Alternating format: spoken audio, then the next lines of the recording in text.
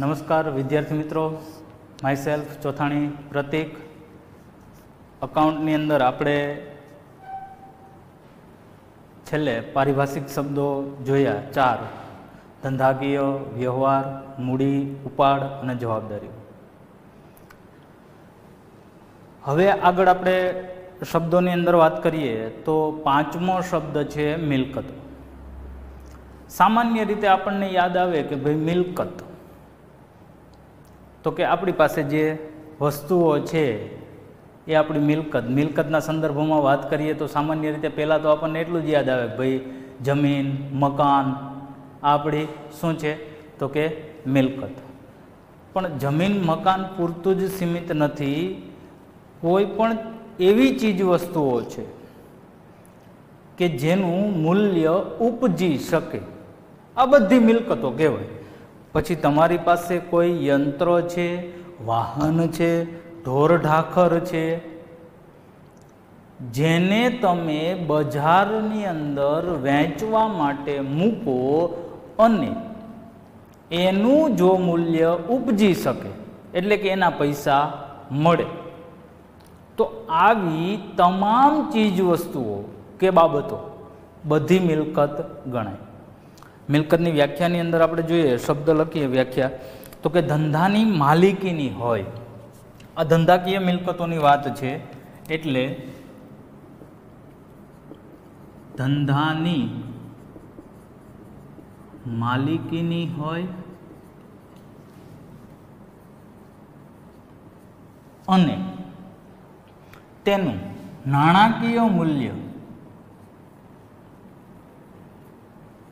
તેનું નાણાકીય મૂલ્ય, ઉપજી શકે તેમ હોય તેવી દ્રશ્ય કે અદ્રશ્ય વસ્તુ કે બાબતને મિલકતો કહે છે.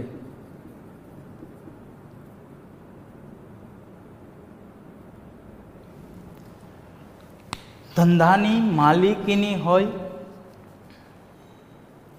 અને જેનું નાણાકીય મૂલ્ય ઉપજી શકે તેમ હોય. હવે માલિકીની હોય એટલે તો કે આપણો માલિકી હક હોય. આ માર્કર છે તો એ મારી છે, તો આનો માલિકી હક છે મારો છે. તમારી ચીજ વસ્તુઓ છે એનો માલિકી હક તમારો હશે. તો આવી માલિકીની હોય અને એનું નાણાકીય મૂલ્ય ઉપજી શકે તેમ હોય. તમે બજારમાં વેચવા માટે જાઓ તો એના પૈસા મળે, એટલે કે નાણાકીય મૂલ્ય ઉપજી શકે તેમ હોય તેવી દ્રશ્ય કે અદ્રશ્ય, દેખાઈ શકે તેવી અને ન દેખાઈ શકે તેવી વસ્તુ કે બાબતને મિલકતો કહે છે. એવી કોઈ પણ વસ્તુ કે બાબત હોય તો એને મિલકતો તરીકે ઓળખવામાં આવે. હવે દ્રશ્ય કે અદ્રશ્ય એટલે તમને થોડુંક આમ કન્ફ્યુઝન થાય કે ભાઈ દ્રશ્ય વસ્તુ તો બરાબર છે કે વાહન છે, ધારો કે મોટરસાયકલ છે તો એ મોટરસાયકલ આપણું છે એને વેચી શકાય, એનું નાણાકીય મૂલ્ય ઉપજી શકે. પણ અદ્રશ્ય વસ્તુ કઈ એવી કે જેનું નાણાકીય મૂલ્ય ઉપજી શકે? તો એવી પણ દ્રશ્ય મિલકતો છે કે જેનું નાણાકીય મૂલ્ય ઉપજી શકે. એવી બાબતો હકીકતમાં આપણને ભૌતિક સ્વરૂપ ધરાવતી નથી એટલે દેખાય નહીં, પણ એનું નાણાકીય મૂલ્ય ઉપજી શકે. તો આપણે વાત કરીએ તો મિલકતોના પ્રકારો, તો કે મિલકતોનું વર્ગીકરણ કેવી રીતે થાય, તો મિલકતોના બે ભાગ છે. મિલકતોના બે ભાગ પડે, એમની અંદર જોઈએ તો વાસ્તવિક મિલકતો અને અવાસ્તવિક મિલકતો. એટલે અહીંયા હું પહેલો ભાગ લખું છું, વાસ્તવિક મિલકતો, અને બીજો ભાગ છે અવાસ્તવિક મિલકતો. આ બધા આપણે સમજીશું. વાસ્તવિક મિલકતો તો કે એવી મિલકતો કે જે ભૌતિક સ્વરૂપ ધરાવતી હોય, એટલે હકીકતમાં છે જ ભૌતિક સ્વરૂપ ધરાવતી હોય અને તેના વેચાણથી નાણાંનું ઉપાર્જન થાય, એટલે કે નાણાં મળે. તો આવી જે કંઈ ચીજ વસ્તુઓ છે, બાબતો છે, મિલકતો છે, એને કહેવાય વાસ્તવિક મિલકતો. અવાસ્તવિક મિલકતો તો કે એનું ભૌતિક સ્વરૂપ હોય નહીં, છતાં પણ મિલકત તરીકે દર્શાવવામાં આવે અને એનું ઉપજ મૂલ્ય શૂન્ય હોય. એને તમે વેચવા જાઓ પૈસા ના મળે, છતાંય ગણાય છે મિલકત. હકીકતમાં એને કહેવાય પ્રસારિત મહેસૂલી ખર્ચ. આ એક મિલકત તરીકે દર્શાવવામાં આવે છે, પણ હકીકતમાં શું છે તો કે પ્રસારિત મહેસૂલી ખર્ચ છે. એક પ્રકારનો ખર્ચ છે. હજુ આવશે, આપણે એની વ્યાખ્યા લખશું આપણે. વાસ્તવિક મિલકતો, તો વાસ્તવિક મિલકતો છે એ બે પ્રકારે હોય, ચાલુ અને બિનચાલુ. તો વાસ્તવિક મિલકતોના બે પ્રકારો આપણે લખીએ. એક બિનચાલુ મિલકતો અને બીજી છે ચાલુ મિલકતો. હવે એમાં બિનચાલુ મિલકતો છે ને, એના પાછા બે ભાગ છે, દ્રશ્ય મિલકતો અને અદ્રશ્ય મિલકતો.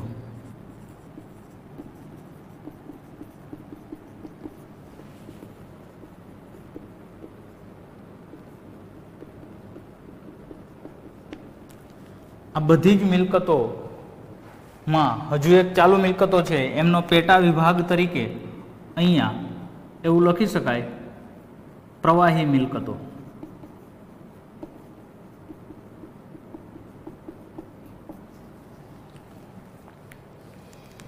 એટલે મિલકતોના કુલ કેટલા ભાગ તો કે બે પ્રકારની મિલકતો, વાસ્તવિક મિલકતો અને અવાસ્તવિક મિલકતો. એમાં અવાસ્તવિક મિલકતો છે અને પ્રસારિત મહેસૂલી ખર્ચ તરીકે પણ ઓળખવામાં આવે.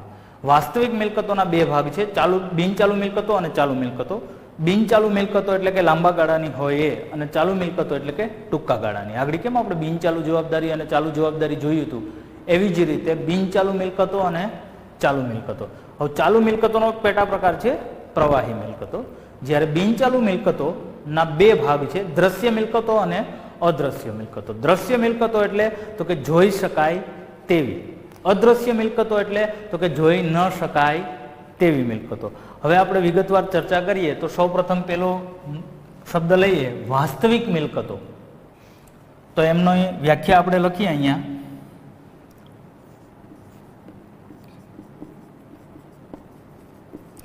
વાસ્તવિક મિલકતો, વાસ્તવિક મિલકતોની વ્યાખ્યા લખીએ તો કે જે મિલકતો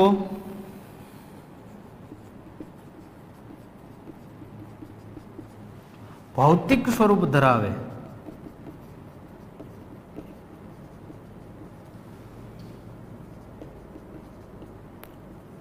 અને તેના વેચાણથી નાણાંનું ઉપાર્જન થઈ શકે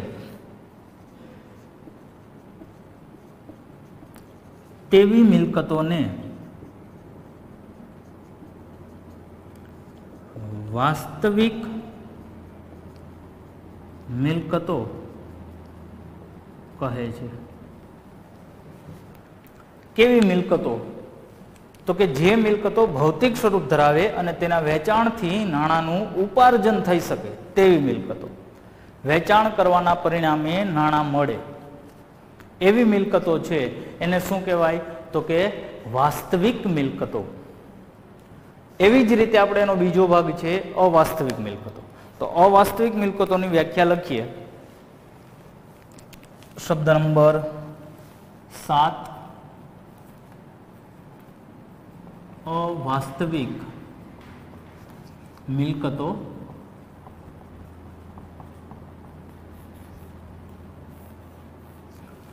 અવાસ્તવિક મિલકતો તો કે જે મિલકત ભૌતિક સ્વરૂપ ધરાવતી નથી. જે મિલકત ભૌતિક સ્વરૂપ ધરાવતી નથી, જે મિલકત ભૌતિક સ્વરૂપ ધરાવતી નથી એટલે હકીકતમાં એ મિલકત છે નહીં, અને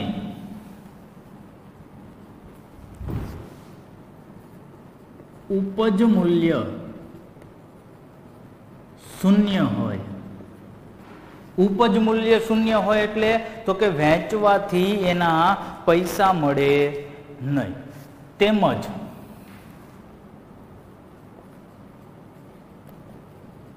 બિન પુનરાવર્તિત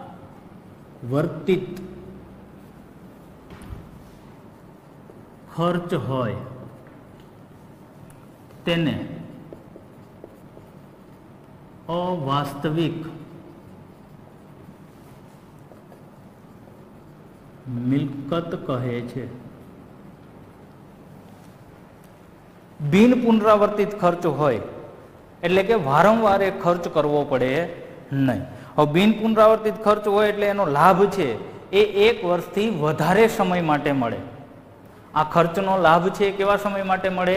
1 વર્ષથી વધારે સમય માટે મળે છે, અને આને પ્રસારિત મહેસૂલી ખર્ચ તરીકે પણ ઓળખવામાં આવે.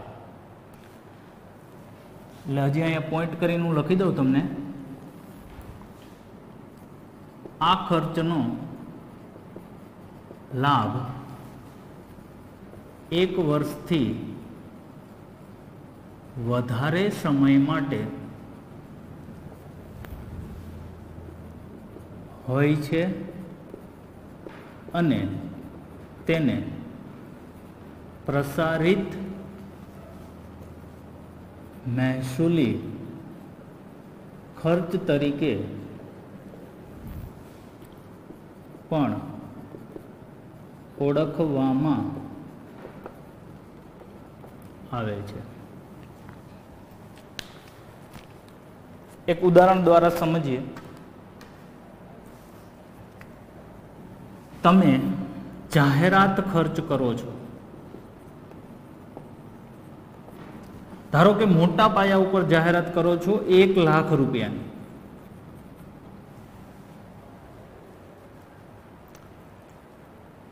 હવે આ ખર્ચનો લાભ છે તમને કેટલા સમય સુધી મળશે? હવે વેપારી ધારો કે જાહેરાત ખર્ચ કરે છે, કોઈ સોની વેપારી છે, સોની જ્વેલ્સનો જેનો ધંધો છે, જ્વેલર્સ ચલાવે છે. આ વ્યક્તિ જાહેરાત કરશે 1 લાખ રૂપિયાની, મોટા પાયા પર જાહેરાત કરશે, મોટા મોટા બેનરો લગાવશે, દિવાલોમાં પેઇન્ટિંગ કરાવશે. તો ખર્ચ કરી નાખ્યો એટલે એની પાસેથી 1 લાખ રૂપિયા ચૂકવાઈ ગયા, ખર્ચ પેટે ચૂકવાઈ જશે. હવે એને લાભ ક્યારે મળશે? તો કે વ્યક્તિની જ્યારે જરૂરિયાત હશે ત્યારે જ સોનું લેવા જશે ત્યાં. તમે અત્યારે આ જ્વેલર્સ વાળાની એડ જોવો છો તો તમે અત્યારે સોનું ખરીદવા જવાના નહીં. તમારે સોનાની કોઈ જરૂરિયાત છે નહીં. તમારી જરૂરિયાત ઊભી થશે ત્યારે તમે સોનું ખરીદવા માટે જવાના છો. ત્યાં સુધી સોનું ખરીદવા માટે જવાના નથી. એટલે જ્યારે જરૂરિયાત ઊભી થશે ત્યારે જ તમે ખરીદી કરવાના છો. તો આ જાહેરાતનો ખર્ચ છે એમને 1 વર્ષ પછી પણ મળે, 2 વર્ષ પછી પણ મળે, એના બદલે 3 ના બદલે 4 ને 5 વર્ષે મળેલા. તમે ધારો કે 5 વર્ષ પછી સોનું ખરીદવા માટે જાઓ, ત્યાં સુધી તમે જવાના નથી. તમે જાહેરાત તો અત્યારે જોયેલી છે. તો એક જ વખત ખર્ચ કરવાના પરિણામે લાભ છે એ લાંબા સમય સુધી મળે. તમે ધોરણ 11 ના વિદ્યાર્થી છો, તમને કોઈ કોલેજ વાળા આવી અને પેમ્પલેટ આપી જાય. અત્યારે તમે હજી 11માં પ્રવેશ મેળવો છે, તમને અત્યારે કોઈ કોલેજ વાળા પેમ્પલેટ આપે, કોલેજ વાળા એમની જાહેરાત માટે આવે, સેમિનાર કરે, ખર્ચ કરે, પણ એને લાભ ક્યારે મળશે? તો કે તમે અત્યારે તો 11માં છો, આવતા વર્ષે 12માં આવીશો, એટલે આ 1લું વર્ષ પૂરું થઈ ગયું, 2જું વર્ષે પૂરું થઈ ગયું, અને તમે જ્યારે કોલેજમાં આવો FY ની અંદર 3જા વર્ષે, ત્યારે એમને અહીંયા લાભ મળવા પાત્ર છે. ખર્ચ ક્યારે કર્યો? અત્યારે. લાભ ક્યારે મળશે? તો કે 2 વર્ષ પછી, 3જા વર્ષે લાભ મળશે. તો આવો જે ખર્ચ કરવામાં આવે છે, બિન પુનરાવર્તિત ખર્ચ, એકવાર કરવાના પરિણામે વારંવાર ખર્ચ કરવો પડે નહીં. એટલે જે ભૌતિક સ્વરૂપ ધરાવતી નથી, તમે ખર્ચ કરી નાખો, પૈસા તો વપરાઈ ગયા, તમારી પાસે કાંઈ આવ્યું નથી. આવ્યું? તમે જાહેરાત કરી તો તમારી પાસે કાંઈ આવે નહીં. એટલે ભૌતિક સ્વરૂપય નથી. ઉપજ મૂલ્ય કેવું હોય? તો કે શૂન્ય. હવે તમે ખર્ચ કરી નાખો, વેચવા જાય તો ચાલે? કોઈ ખરીદશે નહીં. તો ઉપજ મૂલ્ય કેવું થયું? શૂન્ય. બિન પુનરાવર્તિત ખર્ચ છે. જાહેરાત કઈ વારંવાર કરવાની જરૂરિયાત છે નહીં. એક વખત તમે મોટા પાયા પર જાહેરાત કરો તો વારંવાર જાહેરાત કરવી પડે નહીં. હા, સ્કૂલો વાળાને દર વર્ષે જાહેરાત કરે છે, નવું રિઝલ્ટ આવતું હોય તો નવી જાહેરાત કરે. બધા લોકોએ દર વર્ષે જાહેરાત કરવી ફરજિયાત હોતી નથી. એટલે એક અવાસ્તવિક મિલકત તરીકે ઓળખવામાં આવે અને આ ખર્ચનો લાભ 1 થી વધારે વર્ષ માટે મળે છે. એટલે એને શું કહેવાય? પ્રસારિત મહેસૂલી ખર્ચ તરીકે પણ ઓળખવામાં આવે. આ કેવી મિલકત થઈ? તો કે અવાસ્તવિક મિલકત. હવે આપણે આગળ જોઈએ તો અવાસ્તવિક મિલકત પછી તો કે વાસ્તવિક મિલકતોના 2 પ્રકારો. વાસ્તવિક મિલકતના 2 પ્રકારની અંદર કઈ કઈ મિલકતો છે? તો કે બિનચાલુ મિલકતો અને ચાલુ મિલકતો. તો એમાંથી આપણે પહેલા જોઈએ બિનચાલુ મિલકત.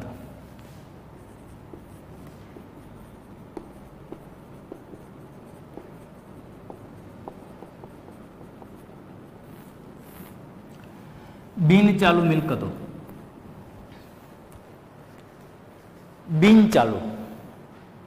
બિનચાલુ મિલકત એટલે એવી મિલકત છે કે જેનો લાભ છે એ તમને 1 વર્ષથી વધારે સમય સુધી મળે. 1 વર્ષથી વધારે સમય માટે જો તમને લાભ મળતો હોય તો એવી મિલકતને કહેવાય બિનચાલુ મિલકત. તો વ્યાખ્યા લખીએ. જે મિલકતનો લાભ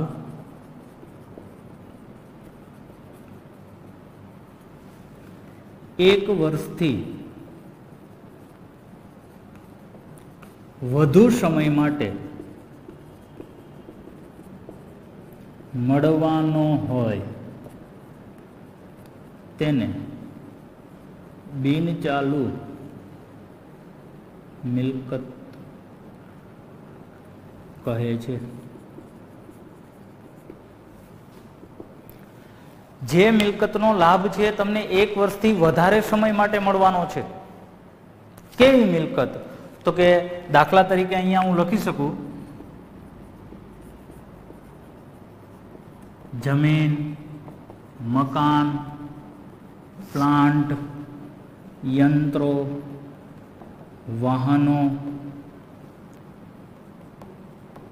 પાઘડી. આ કેવી મિલકતો છે કે તેનો લાભ છે તમને 1 વર્ષથી વધારે સમય માટે મળવા પાત્ર છે. હવે જો જમીન તો કે એકવાર આપણે ખરીદી લીધી એટલે વારંવાર કાંઈ એનો લાભ ન મળે એવું બનવાનું છે નહીં. જમીન આપણી પાસે જ રહેવાની છે. મકાન છે તે એકવાર લઈ લીધું એટલે કાયમી માટે આપણી પાસે રહેવાનું છે. કાંઈ આપણે 2 મહિને 3 મહિને મકાન વેચી નાખવાના છીએ નહીં. પ્લાન્ટ, યંત્રો, કોઈ મશીનરી ખરીદેલી છે, યંત્રો ખરીદેલા છે, વાહનો, તમે કોઈ મોટરસાયકલ કે કાર ખરીદો છો તો તમને એનો લાભ કેટલા સમય માટે મળશે? તો કે લાંબા સમય માટે. કાંઈ આપણે 2 મહિના 4 મહિના રાખીને પછી વેચી નહીં નાખીએ. લાંબા સમય સુધી લાભ મળશે. કાયમી માટે લાભ મળવા પાત્ર છે. એક વખત તમે બાઇક ખરીદી લો એટલે તમે કાયમી માટે ચલાવવાના છો. નવી બાઇક ખરીદો તો 5 વર્ષ સુધી કાંઈ નથી થવાનું. હા, એક છે કે એનું આયુષ્ય નક્કી છે અમુક સમય સુધી. સાચવીને ચલાવીએ તો વધારે ચાલે, 10 વર્ષ સુધી બાઇકને કંઈ ન થાય. અને મજા આવે એમ ચલાવીએ તો વર્ષ દિવસમાં પૂરી થઈ જાય. 2-4 વખત એક્સિડન્ટ કરીએ, ભટકાડીએ. પાઘડી આ શબ્દ તમારા માટે નવો છે. સામાન્ય રીતે પાઘડી એટલે આપણને યાદ આવે કે બાપા જે માથે બાંધે છે એ, પણ એ પાઘડી છે એ અને આ પાઘડી છે બંને થોડીક મળતી ઝૂલતી છે. પાઘડી એટલે ધંધાની પ્રતિષ્ઠા, એ આગળ શબ્દ હજી વિસ્તૃત આવશે. ધંધાની પ્રતિષ્ઠાનું મૂલ્ય દર્શાવતી એક અદ્રશ્ય મિલકત એટલે પાઘડી, જે બિનચાલુ મિલકતોની અંદર એનો સમાવેશ થાય. હવે બિનચાલુ મિલકતો પછી આપણે જોઈએ તો કેવી મિલકતો છે? ચાલુ મિલકતો. તો ચાલુ મિલકતો આપણે જોઈએ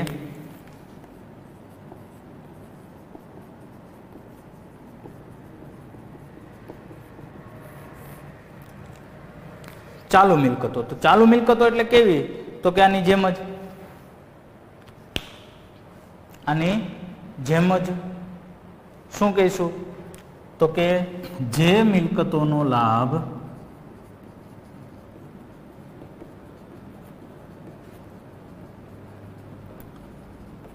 એક વર્ષ કે તેથી ઓછા સમય માટે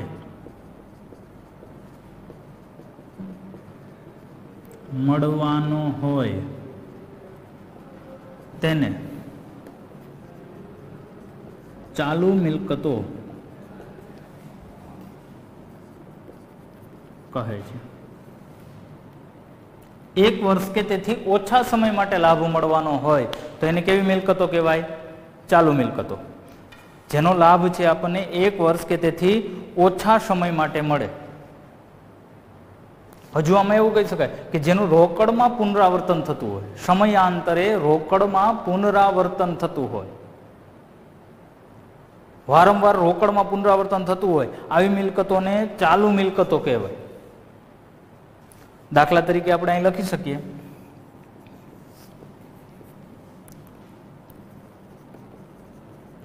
આખર સ્ટોક, બેંક સિલક,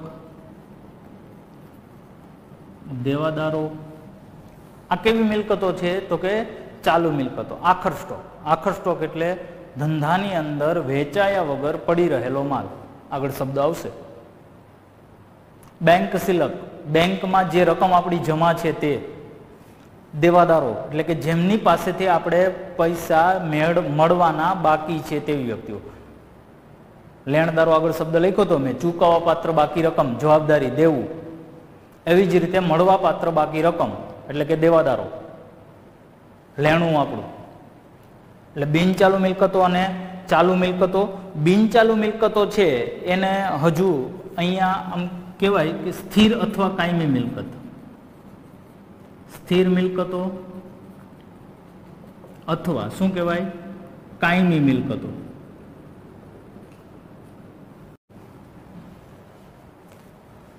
ચાલુ મિલકતો એટલે મિલકતોની અંદર જોઈએ તો આપણે મિલકતોના પ્રકાર વાસ્તવિક મિલકતો અને અવાસ્તવિક મિલકતો. વાસ્તવિક મિલકતોના બે પ્રકાર, બિનચાલુ મિલકતો અને ચાલુ મિલકતો. હજુ દ્રશ્ય મિલકત, અદ્રશ્ય મિલકત અને પ્રવાહી મિલકત, આ ત્રણ બાકી રહેશે. વિદ્યાર્થી મિત્રો, આ પારિભાષિક શબ્દો જે છે એ બુકની અંદર લખી લેવા અને તૈયાર કરવા. કયા શબ્દનો અર્થ શું થાય છે એ ખાસ જાણો, જેથી કરી અને આપણને આગળ કઈ પ્રોબ્લેમ થાય નહીં. થોડાક દિવસ કદાચ એવું લાગે કે ભાઈ કંઈ સમજાતું નથી, તો મેં તમને પહેલા જ વાત કરેલી હતી કે ભાઈ એકાઉન્ટ છે તમારા માટે સંપૂર્ણ નવો વિષય છે અને આપણે પહેલેથી જ કોરી પાટી સમાન ગણી અને આગળ વધવાનું છે. એટલે થોડુંક વ્યવસ્થિત ધ્યાન દઈ અને વ્યવસ્થિત શબ્દો બધા બુકમાં લખી લેવા અને તૈયાર કરતા રહેવા. Thank you.